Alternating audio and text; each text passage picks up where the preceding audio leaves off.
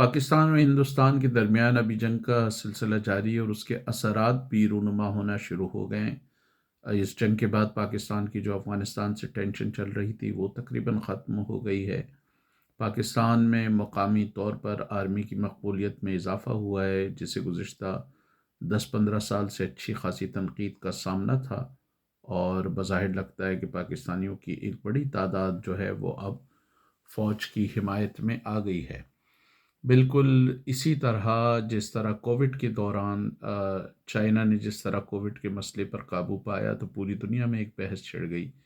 کہ کیا totalitarian status اس طرح کے بحرانوں کو قابو کرنے میں زیادہ ماہر ہیں، اور ویسٹرن ڈیموکریسی ناکام ہو گئیں جہاں لاکھوں کی تعداد میں لوگ کووڈ کے دوران موت کا شکار ہوئے۔ وہیں جب یہ خبریں آنا شروع ہوئیں کہ پاکستان نے چینی ہتھیاروں کی مدد سے فرانسیسی لڑاکا طیارے جو بھارت یوز کر رہا تھا ان کو گرایا ہے، ان کو تباہ کیا ہے،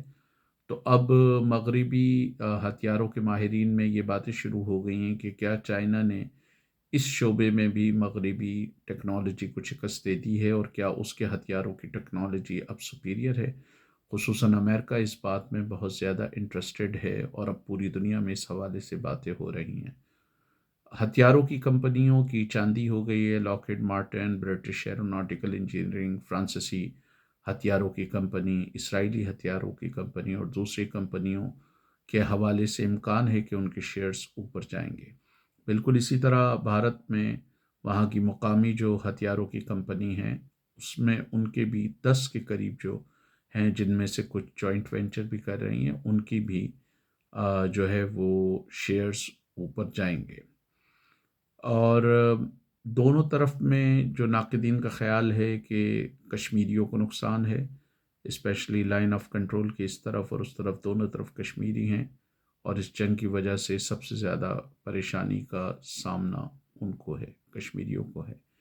تو ابھی تک اس کے اثرات چل رہے ہیں۔ پاکستان کی معاشی حالت جو ہے وہ بہت اچھی نہیں تھی، لیکن اس کے باوجود IMF نے قسط جاری کر دی ہے عالمی سطح پر، کیونکہ دونوں ممالک کے پاس نیوکلیر ہتھیار ہیں اور جوہری جنگ کا خطرہ ہے، اس لیے بین الاقوامی برادری حرکت میں آ گئی ہے۔ امریکی اور دوسرے حکومتوں کے اعلیٰ عہدیدار جو ہے وہ پاکستان اور ہندوستان کی حکومتوں سے رابطہ کر رہے ہیں۔ پاکستان کو اس حوالے سے جزوی طور پر یہ کامیابی ہوئی ہے کہ اس جنگ کی وجہ سے کشمیر کا مسئلہ ایک بار پھر انٹرنیشنلائزڈ ہو گیا ہے، اور جہاں بین الاقوامی میڈیا اس جنگ کے حوالے سے بات کر رہا ہے، وہاں وہ اس جنگ کے روٹ کاز کے حوالے سے بھی بات کر رہے ہیں، جو یقیناً کشمیر کا مسئلہ ہے، اور ان کے خیال میں اس مسئلے کو حل کیے بغیر ساؤتھ ایشیا میں دیر پا امن قائم نہیں ہو سکتا۔ تو پاکستان کی کامیابی اس حد تک ہے کہ اس مسئلے کو کسی حد تک جنگ کی وجہ سے پاکستان انٹرنیشنلائز کرنے میں کامیاب ہوا ہے، اور دنیا کی نظر جو ہے، اور دنیا کی توجہ جہاں اس کانفلکٹ پر ہے، وہاں اس کانفلکٹ کا جو روٹ کاز ہے اس پر بھی ہے۔ جنگ سے ممکنہ طور پہ کون سی تباہی ہو سکتی ہے؟ یقیناً پاکستان اور بھارت دونوں نیوکلیر ہتھیار رکھتے ہیں۔ اگر